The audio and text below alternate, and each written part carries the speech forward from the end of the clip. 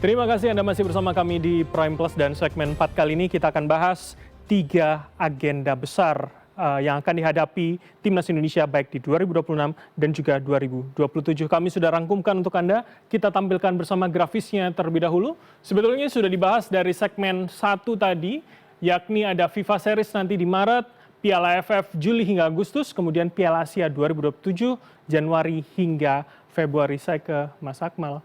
Jadi artinya FIFA Series ini tidak terlalu menjadi prioritas bagi kita. 3 bulan seberapa cukup?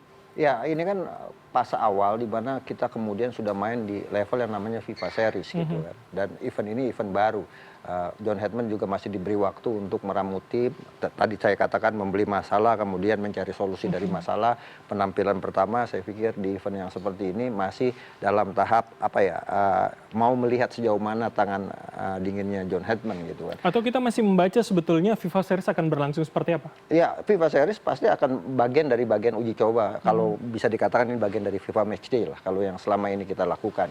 Nah, turbulensinya itu akan terjadi di Piala AFF. Kenapa saya katakan turbulensi itu akan terjadi di Piala AFF? Karena di sinilah event terendah yang kita ikuti untuk region gitu kan. Selama ini kan kita sudah menyatakan level kita sudah kelas dunia gitu kan. Level kita sudah kelas Asia. Padahal kelas Asia waktu itu kita lolos dalam tanda kutip ada juga keberuntungannya di sana gitu kan untuk lolos ke babak 16 besar. Artinya di sini akan jadi ujian dan orang akan memperhatikan ini semua karena lawan-lawan yang dihadapi levelnya level Indonesia semua.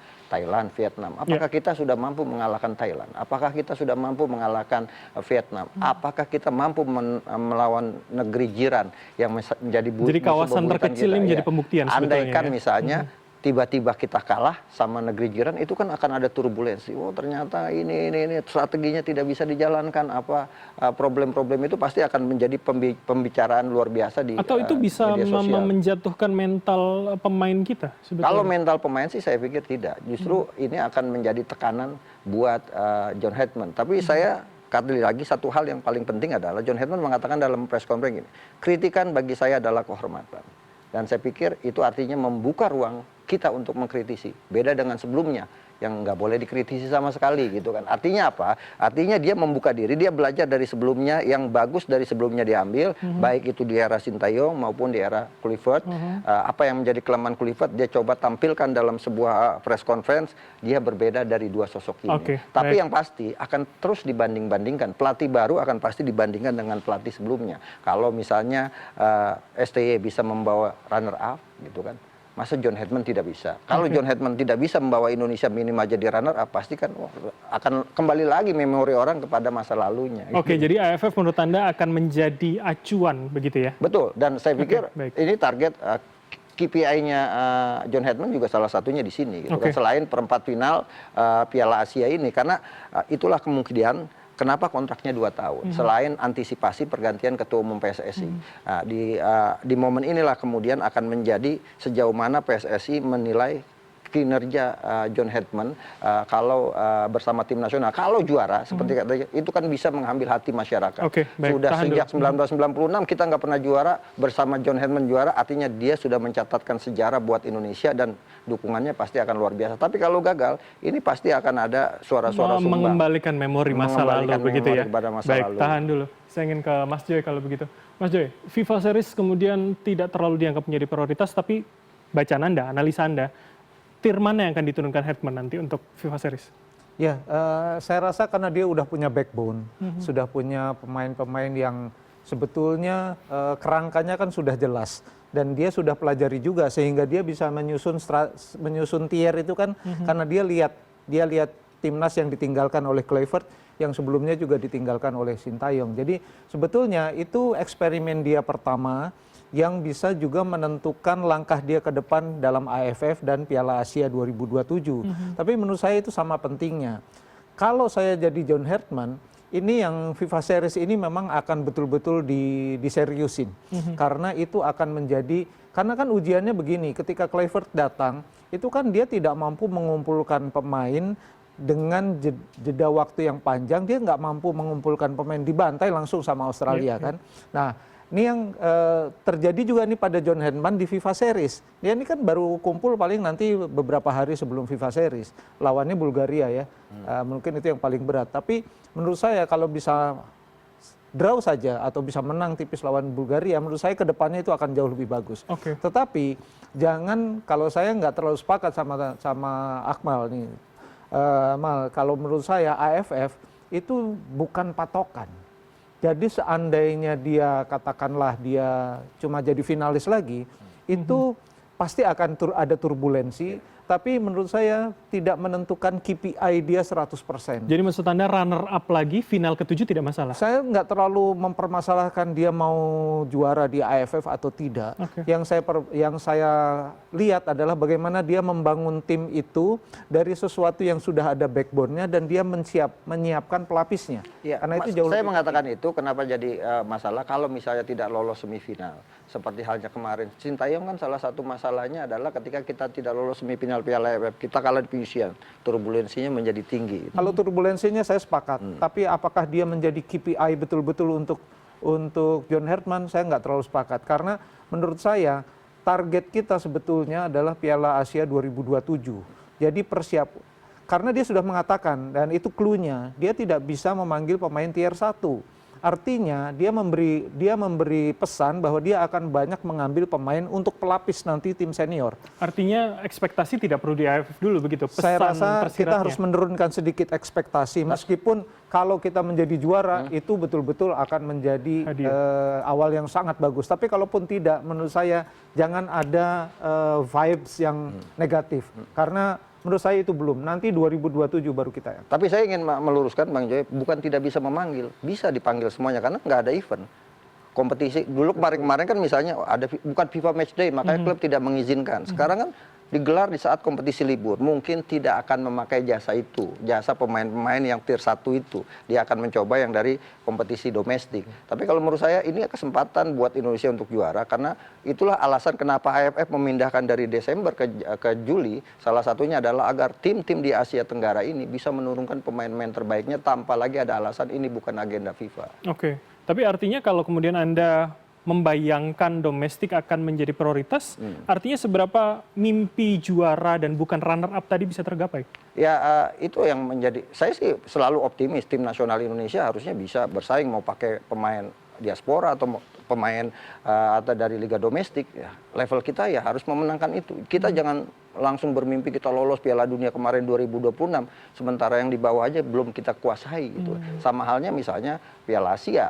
Bagaimana kita bisa lolos Piala Dunia kalau Piala Asia aja kita belum bisa menguasai, kita belum bisa bersaing secara konsisten dengan Arab Saudi, dengan negara-negara besar. Kemarin kan misalnya kita menang dari Arab. Apakah kemudian, sorry saya potong, kalau tidak menjadi juara AFF, kita akan kehilangan banyak semangat untuk Piala Asia? Ya, semangat itu kan bagaimana kemudian nanti John Herdman meyakinkan publik sepak bola Indonesia bahwa ini bukan bagian dari target yang diinginkan dia. Dia butuh waktu pastinya. Nah, tinggal bagaimana dia bisa meyakinkan publik. Itulah yang bisa dilakukan Sintayong ketika itu. Ketika gagal, kemudian Sintayong kan ketika mau ada event yang dilihat levelnya agak sulit untuk jadi juara, padahal ini levelnya level yang harus bisa kita juarai. Ya alasannya banyak jadwal mepet. Kemudian berapologi dulu agar kemudian publik bisa memahami itu. Mungkin trik-triknya Sintayong bisa diduplikasi oleh John Herdman. Baik, Bang Toel, Anda setuju yang mana? Artinya AFF itu menjadi anak tangga atau kemudian ya tidak apa-apa,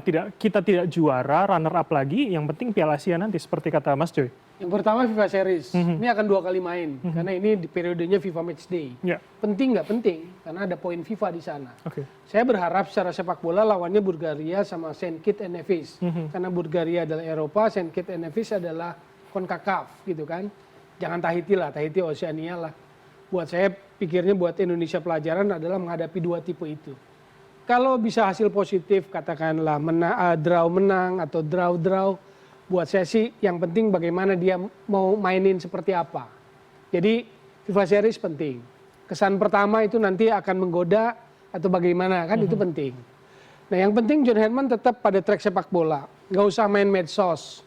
Atau pihak yang mewakilinya nggak usah main medsos. Atau jadi tidak usah menanggapi media. Iya karena pasti nggak punya waktu menanggapi sih. Jadi dia fokus bicara bola bla bla bla bla. Piala AFF secara strategis penting. Kita nggak pernah juara sejak piala ini ada, sejak tahun 96. Apakah sesuatu yang muluk? Enggak. Dari generasi 2000, 2022, 2024 3 kali berturut-turut final loh. Persoalannya hanya satu step akhir gitu. Kan cuma ini aja pasalnya. Dulu 2002 sampai 24 itu kan 2004 itu kan nggak ada pemain naturalisasi. Nur Alim tuh 3 kali tuh ikut 3 tim itu 3 kalinya ke final tuh Nur Alim tuh. Ada Hendro Kartiko juga, Aji Santoso juga tuh. Pertama almarhum Bejo Sugiantoro. Jadi bisa kita punya kemampuan di situ. Jadi kita nggak usah takut. Mutir satu nggak main, mutir apa nggak main itu tugasnya. Tapi penting sebagai anak tangga. Penting. Secara sepak bola dan secara non sepak bola.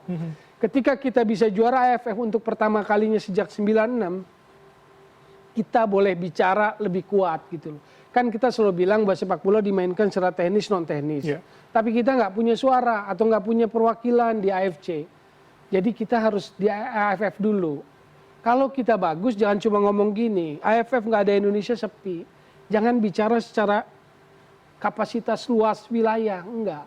Kita bicara tentang power sepak bolanya. Kemampuannya. Iya, jangan ngomong kita gede loh, sponsor nggak mau kalau nggak ada kita. Tapi kalau ditanya sama Singapura yang udah, Singapura 4 kali ya, Vietnam 3 kali, Malaysia sekali, udah juara belum kan malu secara sepak bolanya. Saya bicara secara sepak bolanya, bukan huge country-nya gitu. Nah ketika kita juara, positioning politik kita juga kuat di AFF. Kalau kuat di AFF kita masuk AFC, maka kita punya bargaining position yang bagus. Kalau suara kita bagus, maksud saya lihat secara besar AFF ini. Headman nggak usah takut, nggak usah kecil hati dan memang itu targetnya. Tapi pertanyaannya kalau nggak juara, apakah kemudian dipecat? Saya jawab tidak. Atau kalau paling tidak tekanan netizen yang mengulang lagi memori kalau kata Mas Akmal tadi. Iya silakan aja itu, karena mereka nggak punya dasar sepak bola. Tapi kalau kita bisa dasar sepak bola, kenapa saya bilang kalau nggak juara pun jangan dipecat dulu? Karena dia baru kerja 6 bulan. Kita baru mau lihat dia mau bikin apa, mau kumpulin kolam-kolam pemainnya apa. Karena kalau kita bicara per hari ini, banyak loh yang lagi flop. Rafael Struijk flop. Ivar Jenner nggak main-main di klubnya. Kabarnya akan ke Persija. Tuh, isunya ke Persija. Striker kita cuma oleh Romeni. Yang kemarin juga di babak 4 penentuan itu tidak dalam posisi fit. Lalu sepak bola kita seolah-olah nggak bisa menghasilkan striker yang bisa cetak gol. Terakhir kita cuma punya Boas yang muncul di 2004 gitu loh. Sampai 2013-16 lah. Habis itu belum ada gantinya. Jadi itu PR besar sepak bola kita. Dan 6 bulan AFF tidak akan cukup untuk kemudian membenahi semua? Artinya secara waktu belum. Tapi kalau targetnya harus juara, nggak apa-apa, itu memang harus target. Kalau nggak berani target juara AFF menurut saya terlalu kecil gitu. Tapi tidak menjadi juara pun tidak masalah artinya? Kalau tidak juara maksud saya, pecat itu bukan sebuah final, kata final gitu loh. Karena ada pertimbangan sepak bola yang dia baru kerja 6 bulan.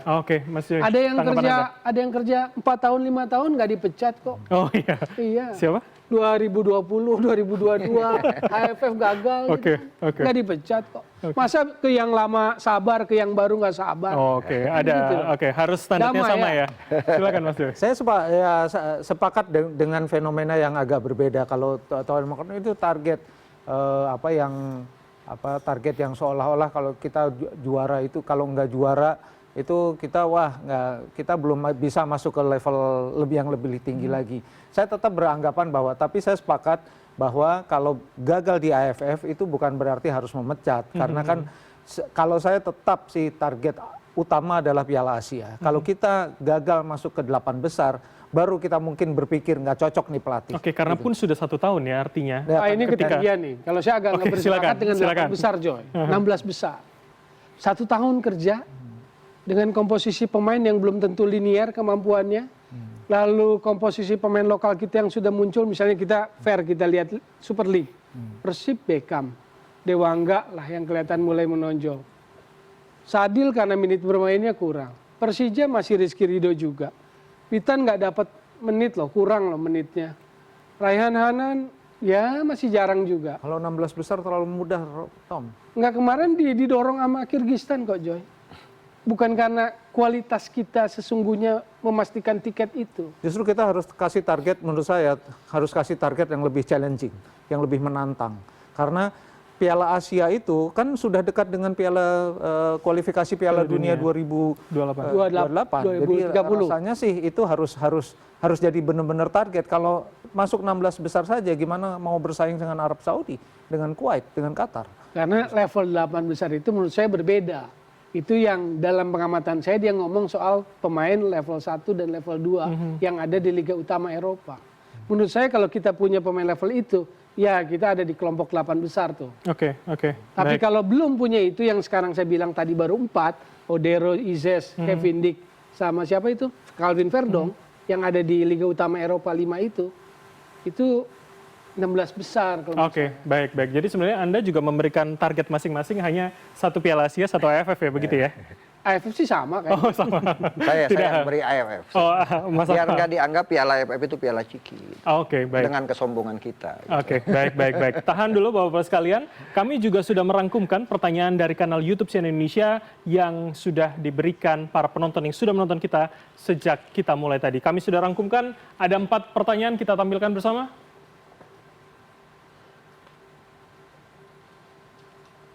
Baik, teman-teman produser boleh dibantu untuk dibukakan 4 pertanyaan YouTube.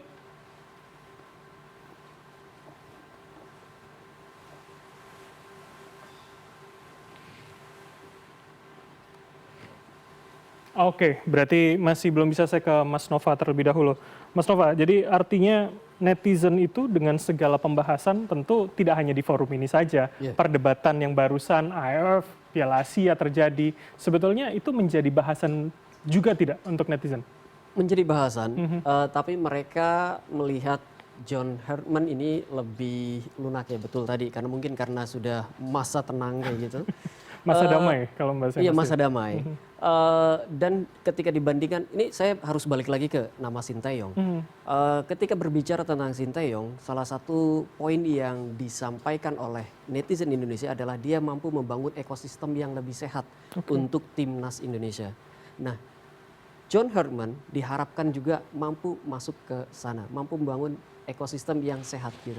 Jadi bukan tentang targetnya, ekosistemnya. Karena banyak juga kok netizen yang percaya ini ekosistem kita harus banyak diperbaiki dibandingkan pada kemenangan saja. Karena kalau target-target kemenangan, akhirnya kita akan mengambil pemain-pemain dari luar terus. Oke, baik.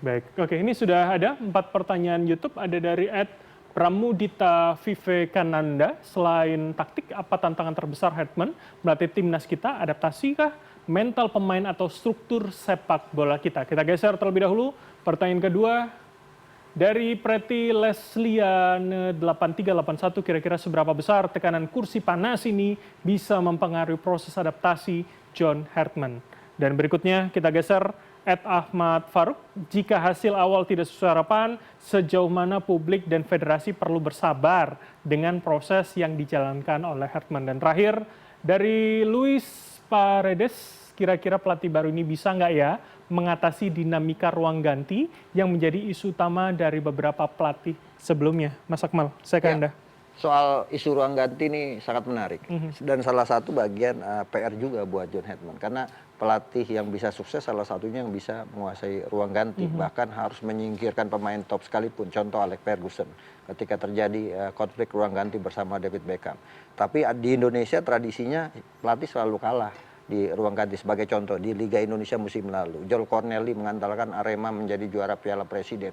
Tapi karena ego salah satu pemainnya, Marsilio, akhirnya Joel Corneli dikalahkan oleh pelatihnya. Ya. Nah ini juga misalnya sebagai contoh yang terbaru lah, Xavi Alonso gitu kan. Bagaimana dia tidak bisa menguasai pemain-pemain bintangnya yang punya ego besar, yang pada akhirnya dia harus angkat koper. Jadi tapi menurut saya adalah pelatih tim nasional itu harus kursi panas pasti. Karena ini adalah level tertinggi dari sepak bola sebuah negara. Jadi menurut saya itu hal yang wajar kalau kemudian nantinya John Herdman dapat kritikan, kemudian dapat tekanan dari publik. Saya pikir sebagai pelatih profesional dia sudah siap. Tapi dengan sosoknya bisakah kemudian menyelesaikan masalah isu? Kalau dari public speaking atau kemampuan dia berkomunikasi, saya pikir dia mampu untuk melakukan itu. Dari kesan pertama saya ketika press conference, dia bukan tipikal pelatih yang kontroversial seperti Patrick Kluivert dengan segala latar belakangnya gitu. Dia pelatih yang punya CV bagus, kemudian juga public speaking juga bagus, bahkan sebelum kemudian dihujat dia sudah membuka diri, dia mengatakan bahwa kritikan adalah kehormatan buat saya, dan itu diberikan kepada siapa saja yang mengkritik. Saya pikir ini fenomena yang kemudian membuat publik merasa percaya terhadap apa yang dimiliki John Hedman saat ini. Tapi sekali lagi ingin saya katakan bahwa John Hedman ini bukan Superman, dia butuh super team. Nah, super team inilah yang harus jadi support sistemnya. Artinya John Hedman kemudian punya rencana program yang bagus, kalau nggak didukung sama federasi juga nggak akan bisa apa-apa juga. Jadi artinya apa? Ketika PSSI menunjuk John Hedman, maka PSSI juga harus siap dengan segala kebutuhan yang diinginkan oleh John Hedman. Baik, eksekusi yang menjadi final begitu ya nanti ya. Mas Joy, tanggapan Anda terutama soal ruang ganti tadi, seberapa Hedman bisa mengatasinya? Kalau dilihat dari sejarah dia di tim putri Kanada, di Selandia Baru, kemudian di tim putra Kanada, dia punya kemampuan memotivasi yang sangat tinggi. Dia bisa membuat pemain seperti Alphonso Davies yang ugal-ugalan dalam tanda kutip, bisa dia kendalikan. Dia bisa memotivasi pemain dari sisi non-teknis. Jadi kalau dengan pengalaman itu, dan dia berhasil dengan tim putri Kanada, itu menurut saya bekal yang luar biasa. Saya cukup optimis, meskipun kita tetap harus wait and see. Nggak boleh taken for granted terhadap dia, juga memberi support dengan saya rasa kalau netizen ya jangan terlalu memberikan judgement yang terlalu dini juga. Kita harus memberi waktu juga.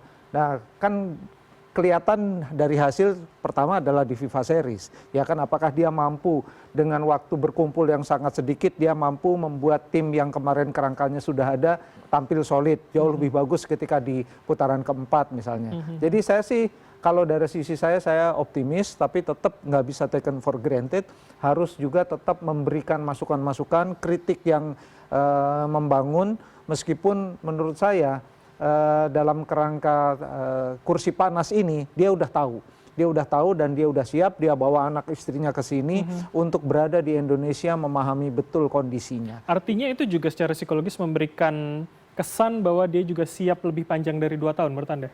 Tentu saja, karena nggak mungkin ada pelatih yang pengen jangka pendek aja. Terutama karena dia punya sejarah membangun tim dari tim mediocre, tim tengah-tengah menjadi tim yang layak masuk ke Piala Dunia. Kan menurut saya itu karakter yang paling kuat. Dan Indonesia kan ada posisi itu, posisi yang dalam tanda kutip kalau dibilang mediocre marah lah. Tapi levelnya kita belum layak lolos ke Piala Dunia sampai ke posisi lolos layak Piala Dunia. Oke, baik. Bang Toel, tanggapan Anda? Pertanyaan nomor 1, bukan adaptasi, bukan mental pemain, struktur sepak bola bukan tanggung jawab dia. Jadi persoalan terbesar Hedman selain taktikal adalah kolam pemain yang terbatas. Kolam pemain yang terbatas, 1 dari kolam naturalisasi, 1 dari lokal yang perannya jam menit bermainnya terbatasi oleh regulasi liga asing yang begitu dominan. Jadi kolam pemain itu akan jadi problematik buat Hedman. Sumber pemain ya? Iya, karena dia tidak punya kolam yang luas. Kalau Kluivert selama pegang mencoba 32 pemain, berapa pemain yang akan dia coba selama 2 tahun?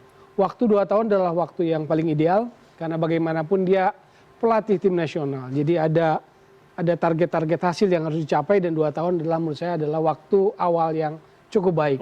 Apalagi? Ini saya ingin Anda mengomentari ini. Bagaimana kemudian sejauh mana publik dan federasi perlu bersabar dengan proses yang dijalani oleh Hedman? Iya, menurut saya paling tidak sampai awal tahun depan di Piala Asia harus bersabar. Walaupun kita bisa menjadikan patokan di FIFA Series, di AFF, kita sudah bisa menilai kinerjanya seperti apa. Atau apa yang mau dikerjakannya sebetulnya bisa kelihatan. Bahwa karakternya betul, saya hanya menguatkan saja dia cerita atau rekam jejaknya, dia punya kemampuan mengangkat tim yang dari underdog jadi sesuatu lah gitu. Ke Piala Dunia. Jadi dia terbiasa lah dengan tim yang dianggap kurang, tapi dia bisa benahi itu. Dan optimisme itu ada pula pada isu ruang ganti tadi ya? Saya pikir pemain kita belum ada yang cukup kontroversial. Dan kalaupun ada yang kontroversial, nakal dan sebagainya di sepak bola itu normal.